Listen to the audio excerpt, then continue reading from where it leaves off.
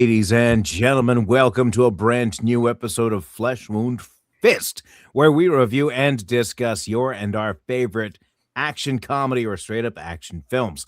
This is the world's first and only combination trivia host and professional wrestling announcer of Chilean descent that currently resides in Southern California. From trivia nights to title fights, your voice of choice, the stunningly stupendous student of stupidity, Ozzy V.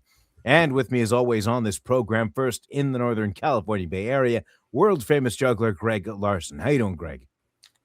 Pretty good. How about yourself, Ozzy? I'm well. Is there a particular reason that you're pretty times three good? This movie. It Well, is, yeah. we'll get to that shortly. Also with us, ladies and gentlemen, Flesh Wound producer Todd. How you doing, Todd? Chilling. Excellent. Now, going back to what Greg was alluding to, the film we get to review and discuss today is Tango and Cash, starring Sylvester Stallone and Kurt Russell, which was released on December 22nd, 1989. Todd, do you have a trailer available? Yes, sir, I do.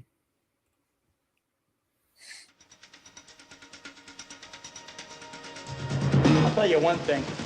Whoever set us up is really connected. What are you doing? What are you doing? What are you doing? Relax.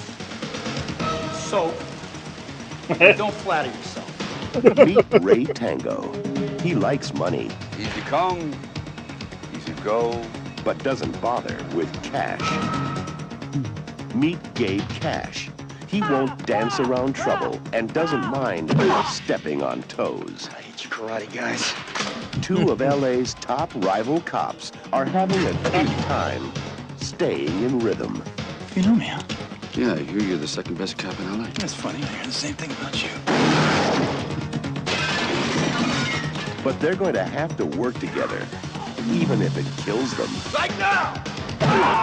We'll take it. No, that's one of a kind. We won't put a scratch on it.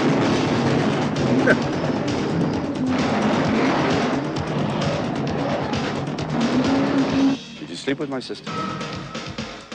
I was so drunk, I don't remember, okay? Sylvester Stallone and Kurt Russell. Tango and Cash.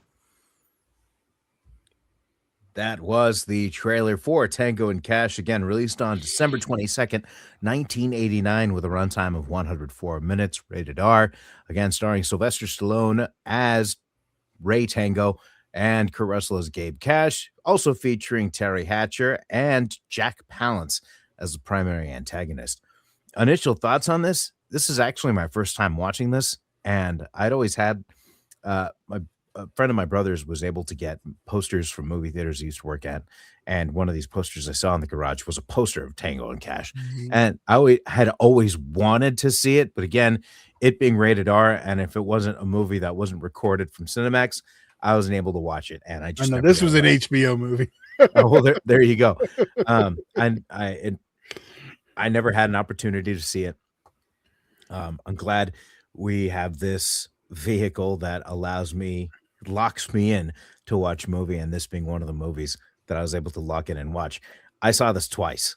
I really enjoyed it.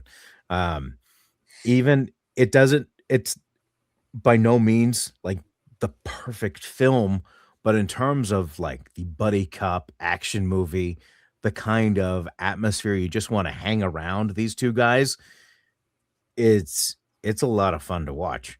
There's a lot of moments in here that are enjoyable.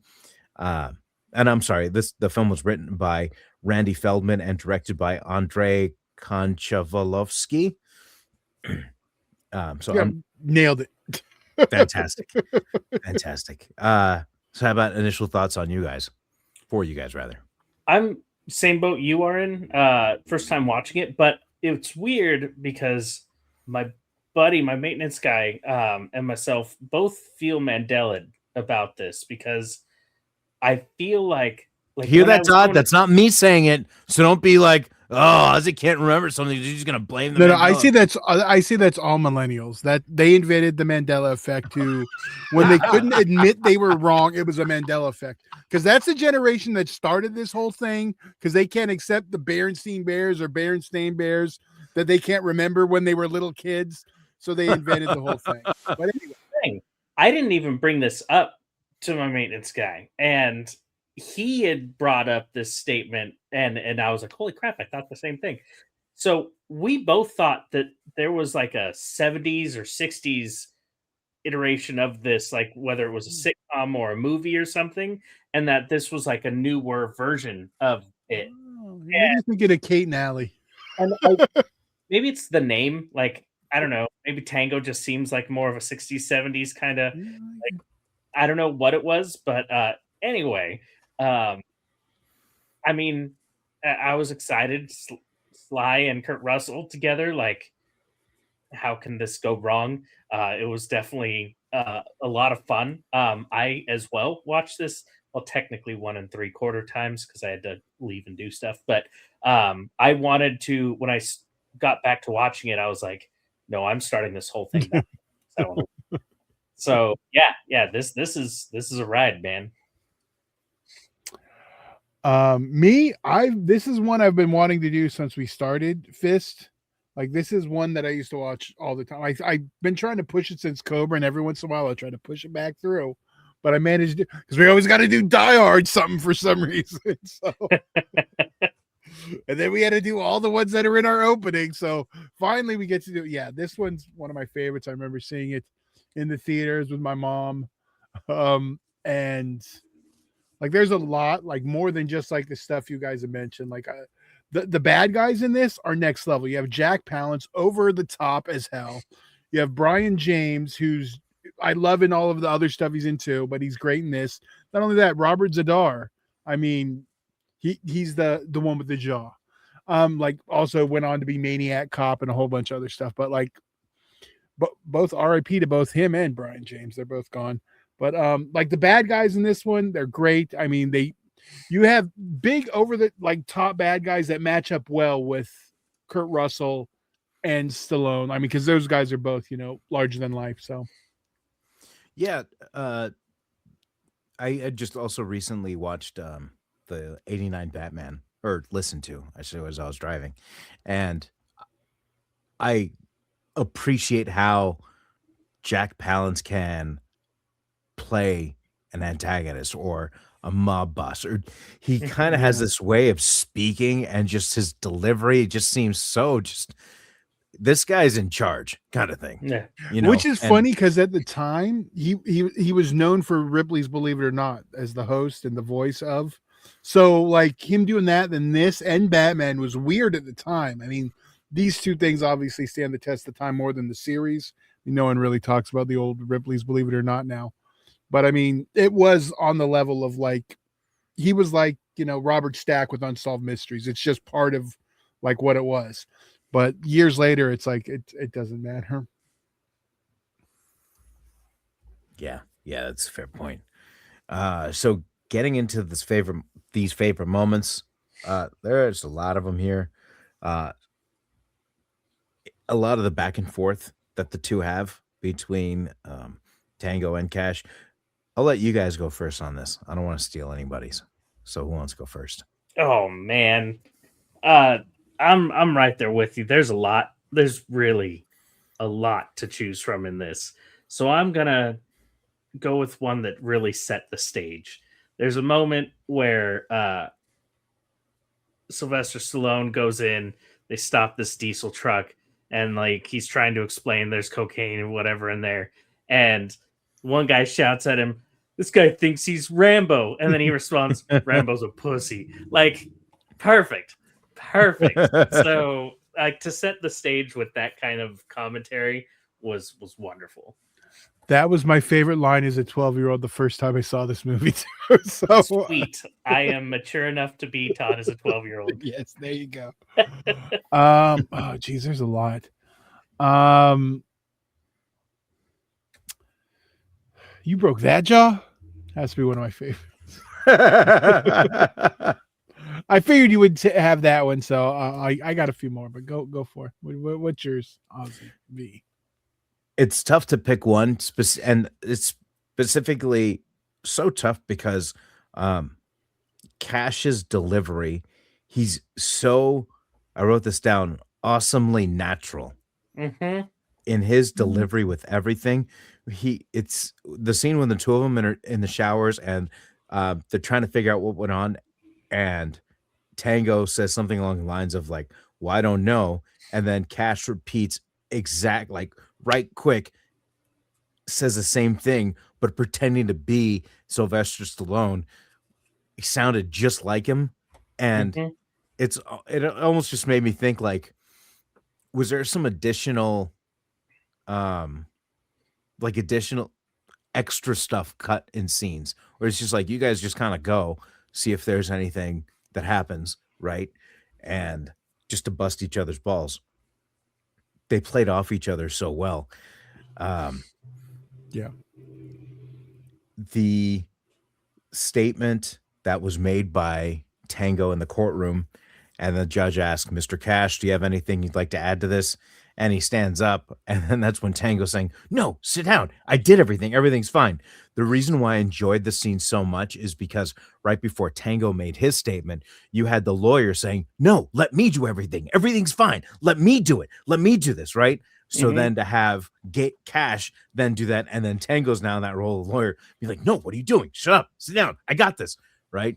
And how he opens Cash opens everything up, just eloquently says exactly what went down, and then just slides into the vulgarity describing the situation. The courtroom erupting in cheers was fun to watch. Again, he had such like a natural inflection of everything that I don't know.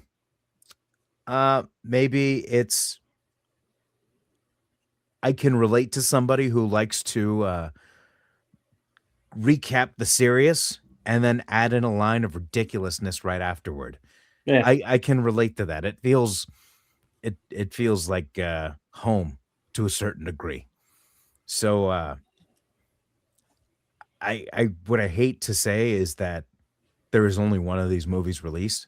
Like this could have been a franchise. You could have had sequels with these Mhm. two. There's just so much that went on with this production in terms of rewrites and whatnot. And Jeffrey Boehm, who worked on Last Crusade and one of my favorite movies of all time, Inner Space, apparently hated the movie so much he refused to be credited with it. So uh, there was a lot of hands, cooks in the kitchen, so to speak, in Mm. terms of this one. But if there was a focused story and a good crew to make it happen, you could have something really special with these two types of characters. Oh, yeah. I Like agree. if you, I mean, part of me thinks that if you were to do this, like kind of have a requel, so to speak, and it's the children of these two, no doubt it would be two daughters. I don't know who. And they don't do You- that anymore. Not anymore. Oh no! Yeah, Now that man. we have a different president, they're not gonna DI's do that? done. Yeah. Yeah. No, Okay. no more gender swapping Okay, either. so we'll go back to two sons. They even just canceled that gender swapped holes. That sounds inappropriate, but the remake of that bit. Disney movie. Yeah, it sounded a little weird. It's okay. Although it would be interesting to see streaming services. You have all these TV shows trying to find some sort of content. If you saw a version of these two characters in a TV show, it would be funny to see if Kate Hudson can pull off playing a Cash type character, being the actual daughter of Kurt Russell. I know, I got you. That would be it'd be interesting to see pull off. And then I don't know what's his face from Rocky 5. Drago. No, wasn't he didn't his actual son play his son in the movie? I'm trying to think. Dolph Lundgren. Jeez, yeah. There we go. It wasn't Dolph Lundgren, but the kid who played Rocky's kid was his actual son. Oh, R.I.P. Sage Stallone. Yeah. That's why he can't do it anymore. Yeah. Touche. He's in one of my favorite movies of all time, Chaos. Mm. Remake of Last House on the Left. But you know what? There is two things I wanted to throw out there. Like I love that they squeeze in some like really like inside references. Like one I can't say on YouTube, but because it contains a racial slur now. But there's a Beverly Hills Cop joke at the very beginning to Stallone, which I know Right? Yes. was going to be which was he ended up was going to star in that, and then it turned into turned into Cobra. The other one now, and I don't know if you guys get this. It kind of plays different because he's since done other things. The Elvis joke with Kurt Russell, when you think he's going to dress up as Elvis, but he ends up dressing up like the chick. That's an inside joke because Kurt Russell's first thing was John Carpenter's Elvis, a big TV movie. But then he also did play Elvis again in 3,000 Miles to Graceland. But I thought that the Beverly Hills Cop and the little Elvis thing they got in for both of them, I thought that was cool little Easter eggs for people. Nice. Also, and this is the first time, and I don't know if it's the origin of, but this introduced me to Fubar. Right. I remember we used to like to use that one on the schoolyard because we couldn't get in trouble for it. Yeah. I don't know if this is where it like gained. It's my origin. That's all I know. I mean, is it MILF for American Pie or right? No. That's totally fair. So I don't think I actually said my. Oh no, it was the statement. It was his addition to Tango's statement in the courtroom. Favorite moment. In terms of critiques, I thought you already said that too, because it's what mine's going to be. That they never did any sequels. That's what mine was going to be. Yeah, I mean, if this came out now, there would be like 4 or 5 of these already. It's refreshing to enjoy a movie like this that's not part of a franchise, like should have been any Marvel, like like a comic book or Star Wars. To see it was like a breath of fresh air, especially with these 2 individuals that don't have. And if it really feels like it's set up for one, because you even have like Michael J. Pollard's character with all the gadgets and stuff that they can go see every movie. Like it's their cue. I don't know if that was maybe the intent when they first made it, and it just kind of the wheels fell off the bus. But if some money was pumped into it, there's more that can be done here. Between these 2 types of characters, even if it can't be these 2, which I mean, I know they're older, obviously, but I think they could still pull some sort of type movie and just introduce them as older characters. If we could have Beverly Hills Cop 4 last year, right? Let's freaking go for it. We want some more Tango and Cash. Yeah, and so in terms of critiques, you're really nitpicking at trying to find a critique here, because just from start to finish, it's so much fun. Like I said, I saw it twice within the last 24 hours. That's awesome. So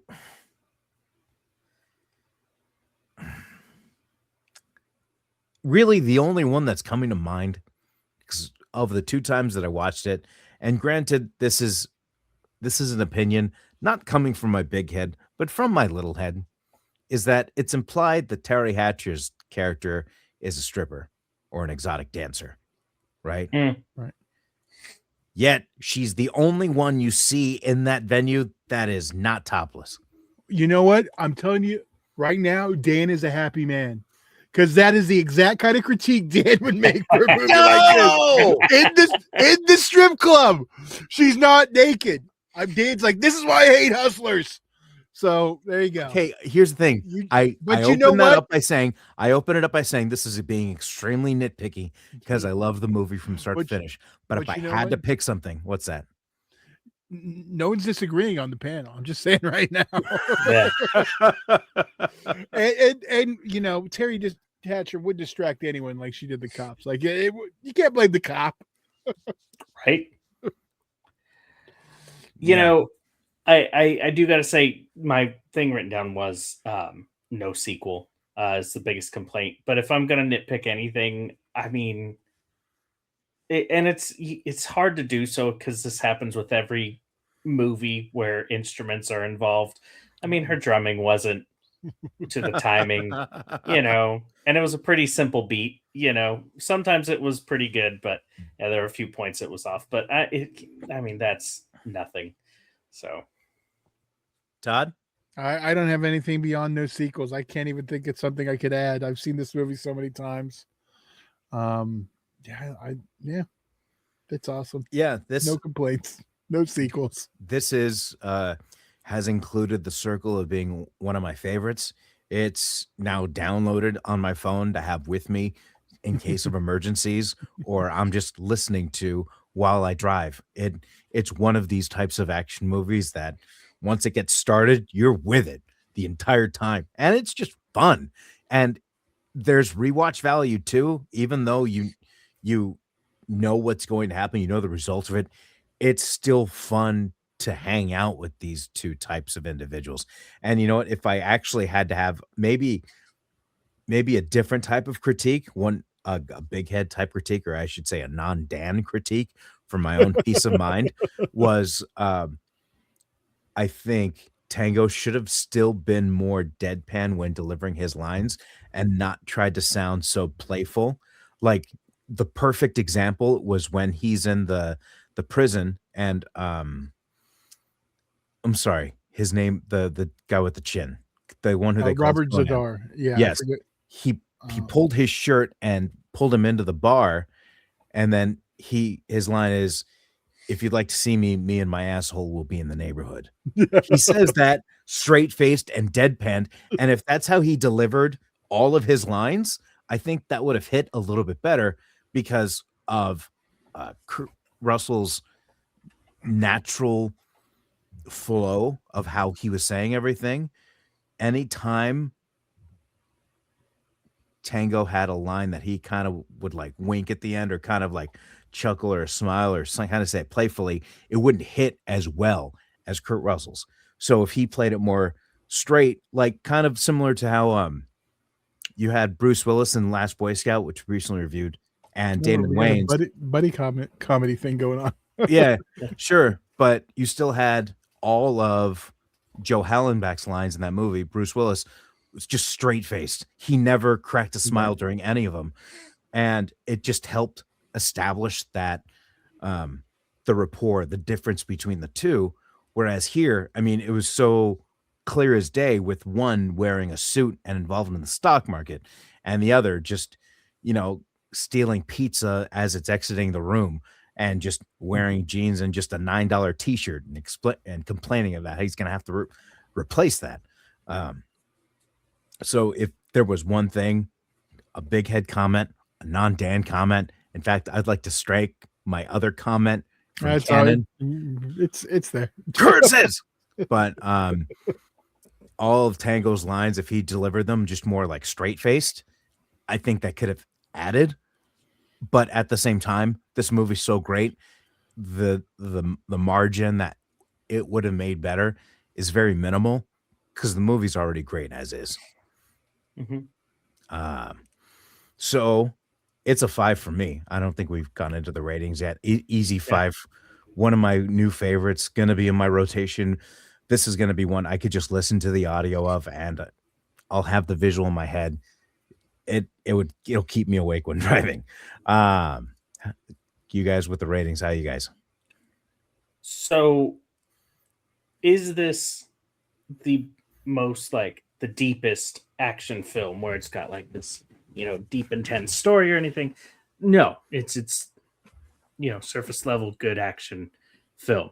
Does it have the coolest like scenes, with explosions and stuff compared to, some of the stuff we have today? No, but this movie is now my favorite action film. I really loved every bit of it. It just feels very well rounded. The characters you want to go on this ride with, the action that is in it is a lot of fun. There's no dicking around in this movie. Like, it's just a lot of good times, they really got to the point and gave you a full movie where there was no lulls. There was just a lot of fun the whole time through. So this is a 5 for me. And this will definitely be in a rotation. Todd? Before I get my rating, I'm gonna this is for you, Dan. Ozzy may have called out the lack of Terry Hatcher nudity, but this movie has some good gratuitous nudity anyway. Just gonna say that. Oh, there we go. And not because of that, but partially because of that.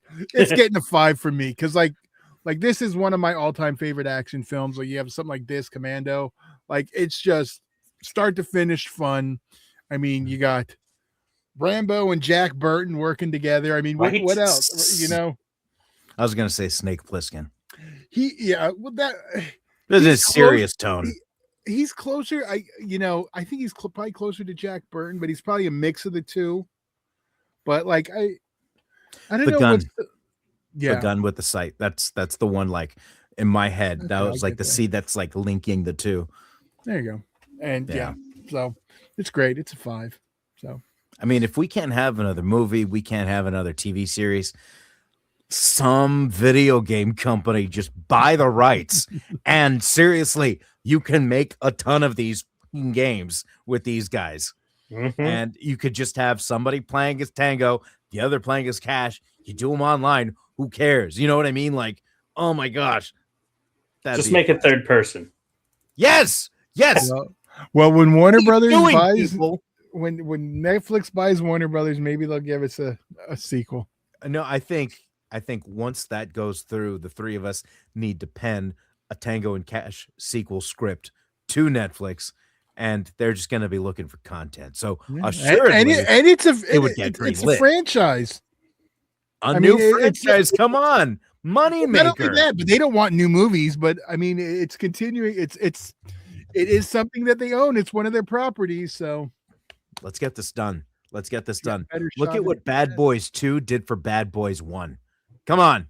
We could do this. Well, this is way better than Bad Boys, but Yes, no, I completely agree. I'm just trying to, dream for lack of a better term. Right. Well, I'm glad everyone loved this because this is what I've been dying to do. So Yeah, absolutely. Like I said, I saw it twice. Doesn't happen all the time. So let's we don't have anything else to say on this except we just all three of us agree how great it is. Yeah. The Flesh Wound Fist 5-star fist of approval. The fist of approval. Okay. Here we All go. right. So I just popped into Gemini. Write me a sequel to Tango and Cash. No. And it says, we'll just do the main part of it. Tango and Cash, full interest. The log line.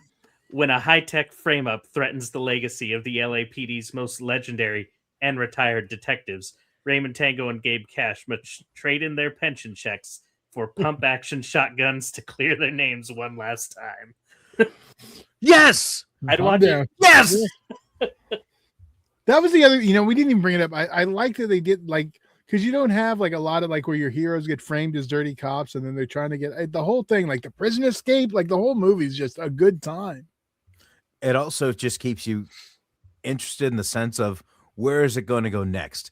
Because you can always telegraph in a lot of movies, okay, this is just leading up to this moment here, or when this big thing's going to happen, this date that they talk about, this time, we only have this much time. Here it's like, oh crap, okay, they're now in jail. Now what's going to happen? Okay, oh wow, oh whoa, oh whoa.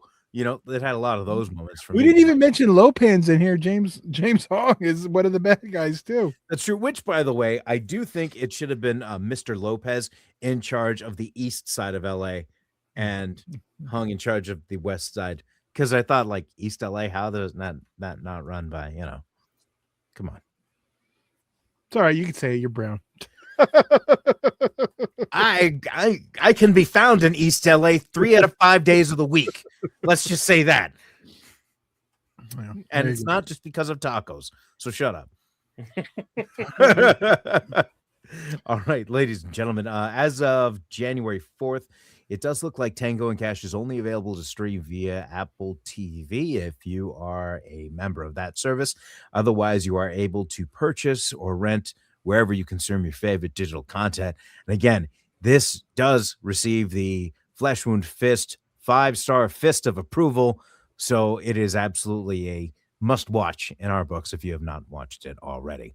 And if you happen to be in the Orange County area this week, I'll be hosting trivia this Tuesday at the Rush Bar and Grill in Lake Forest, beginning at 7 o'clock. Also this Wednesday at the Brewery in Placentia, also at 7 o'clock, also free to play. prizes for the top winning teams. And of course, with me, as always, does come the trivia multiverse, where every song has something to do with the answer.